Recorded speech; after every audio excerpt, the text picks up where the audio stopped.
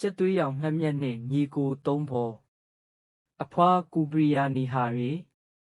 သားတို့သမီးတို့ကိုပုံမြင်လေးတစ်ပုဒ်လောက်ပြောပြပါဦးဗျာအဖွားကူပရီယာနီဟာကပုံမြင်စပြောပါတော့တယ်ဟိုရှိတုန်းကဘိုရိုနက်ပြည်နယ်ရာမွန်ခရိုင်ထဲမှာမူဆိုးညီကို၃ယောက်ရှိခဲ့ကြတဲ့အကိုကြီးနဲ့အကိုလက်ကတော့အရန်ကိုတတိရှိပြီးဗလာကောင်းကြပေမဲ့ညီငယ်ဆုံးလေးကတော့သူတို့လိုဖြစ်ချင်ရှာပေမဲ့နည်းနည်းအားနေပြီးကြောက်တတ်တယ်ကွယ်သူတို့ခမများဆင်းရဲကြတော့တနေ့တာအမဲလိုက်လို့ရတဲ့အကောင်ကိုပဲချက်ပြုတ်စားတော့ပြီးအသက်မွေးကြရရှာတယ်။တနေ့တော့ညီငယ်ဆုံးလေးဟာတောထဲကိုအမဲလိုက်ဖို့တယောက်တည်းထွက်လာခဲ့တယ်တောနက်ထဲမှာအကြာကြီးလျှောက်သွားနေပေမဲ့ဘာသာကောင်မှမတွေ့ရဘူးဒါပေမဲ့မထင်မှတ်ပဲသူဟာအလွန်လှပပြီးရဲတောက်နေတဲ့ကြက်သွေးရောင်အမွှေးတောင်တွေရှိတဲ့ငှက်တကောင်နဲ့ဆုံမိသွားပါလေရောညီငယ်ဆုံးက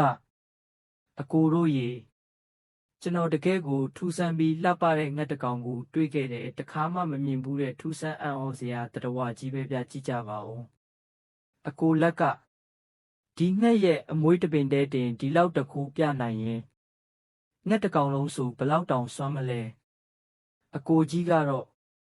ဒါဆိုငါတို့အဲ့ဒီငှက်ကိုတွားရှာကြစို့အဲ့ဒီငှက်ဟာငါတို့ဘဝကိုပျော်ရွှင်ချမ်းသာစေမယ်တော့ချက်ပဲငါတို့ကိုဘလို့စီးစိမ်ချမ်းသာတွေထပ်ပေးနိုင်မလဲဆိုတာတွားကြည့်ကြတာပေါ့အဲ့အချိန်မှာအကိုလက်ညီလေးမင်းအိမ်မှာပဲနေခဲ့ငါတို့ဘာသာတွားရှာလိုက်မယ်ညီငယ်ဆုံးကလည်းကျွန်တော်လဲလိုက်မှာပေါ့ကျွန်တော်လဲအကိုတို့လိုတတိရှိပြီးတမာတာပဲအကိုကြီးကမင်းလိုက်လာရင်ငါတို့အလုံးနောက်နေုံပဲရှိမယ်အိမ်မှာပဲအေးအေးဆေးဆေးနေစမ်းပါညီငယ်ဆုံးကကျွန်တော်တတိရှိတယ်ဆိုတာအကိုတို့ကိုတက်တည်ပြရတာပေါ့အဲ့ဒီငှက်ကိုအရင်ဆုံးတွေ့အောင်ရှာပြီးကဘာပေါ်မှာအတန်မာဆုံးလူသားဖြစ်ရပါစေလို့ဆုတောင်းဖြစ်မယ်အဲ့ဒီကြမှာကျွန်တော်ကိုအတိမတ်ပြုကြပေါ့ညီကို၃ယောက်ရဲ့ရှာပုံတော်ခီး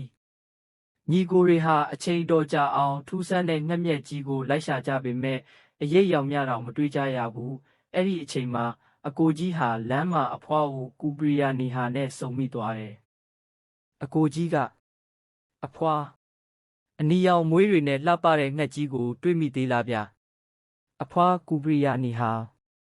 အိုး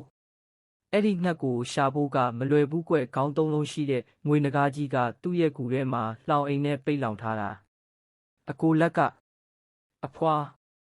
ဒါဆိုအဲ့ဒီငှက်ကိုဘလို့ကယ်ထုတ်ရမလဲဆိုတာသားတို့ကိုလမ်းညွှန်ပေးပါဦး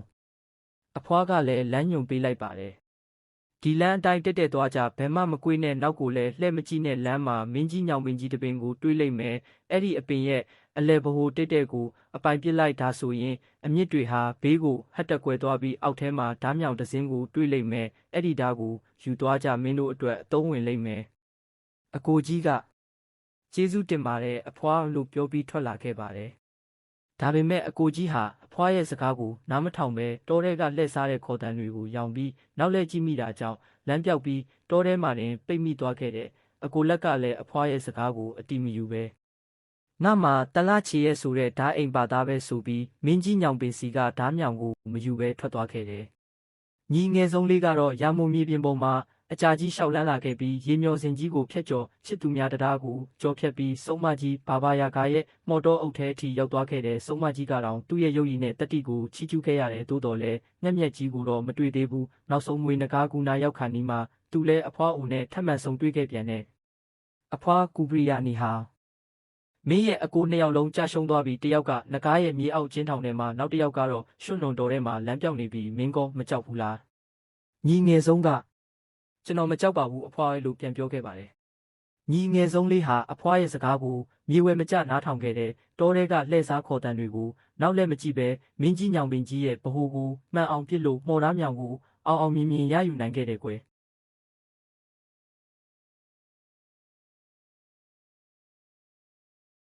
ငွေနဂါးကြီးနဲ့တိုက်ပွဲ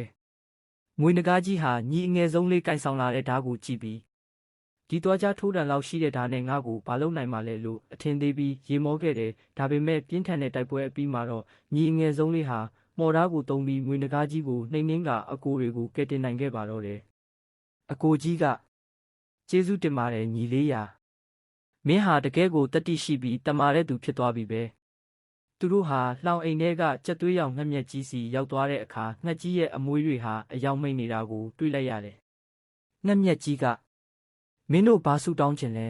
။အရင်ကဖမ်းထားတဲ့မွေးနဂါးကြီးဟာသူ့အတ္တအတွက်ဆူတောင်းချက်တွေမရက်မနာတောင်းခဲ့လို့ငါမှအခုဒီနောက်ဆုံးမော်မွေးတစ်ပင်ပဲကြံတော့တယ်ဒီအမွေးပါကုန်သွားရင်ငါမှမော်ဆွမ်းရှိတော့မှမဟုတ်တလို့ဘသူကိုမှလည်းမကူညီနိုင်တော့ဘူး။အကိုလက်ကငါတို့ကိုကယ်တင်ခဲ့တဲ့ညီငယ်ဆုံးပဲဆူတောင်းကိုဆုံးဖြတ်ပါစေ။ညီငယ်ဆုံးကကျွန်တော်ကဘာပေါ်မှာအတန်မာဆုံးလူသားဖြစ်ချင်ခဲ့တာမှန်ပါတယ်ဒါပေမဲ့ငှက်မြက်ကြီးမှာသူ့အမွေလေးရှိနေဖို့ကပိုအရေးကြီးတယ်ငါတို့ပဲတကူကောင်းဆန်ဆန်ပျော်ရွှင်နေလို့မဖြစ်ဘူးငှက်ကြီးလဲလွတ်လပ်ခွင့်နဲ့ပျော်ရွှင်ခွင့်ရှိရမယ်သူပျော်ရွှင်မှအားလုံးအတွက်ကောင်းကျိုးကိုဆောင်ကျဉ်ပေးနိုင်မှာလို့ပြောခဲ့ပါတယ်ဒီလိုနဲ့ညီငယ်လေးဟာဆူတောင်းကိုမတောင်းပဲငှက်မြက်ကြီးကိုလွတ်လပ်ခွင့်ပေးလိုက်ပါတော့တယ်ငှက်မြက်ကြီးကမင်းတို့ရဲ့ကျင်နာမှုအတွက်ကျေးဇူးတင်ပါတယ်ငါဟာနှစ်စဉ်နှစ်တိုင်းဒီယာမုံမြေပြင်စီပြန်တန်းလာပြီးမင်းတို့စီကိုကောက်ပဲသီးနှံတွေဖြစ်ထွန်းအောင်မြင်ခြင်းနဲ့ဝါပြောခြင်းတာယာခြင်းတွေကိုလက်ဆောင်ဖြစ်ယူဆောင်လာပေးပါမယ်လို့ကတိပေးလိုက်တယ်အကိုကြီးကညီလေး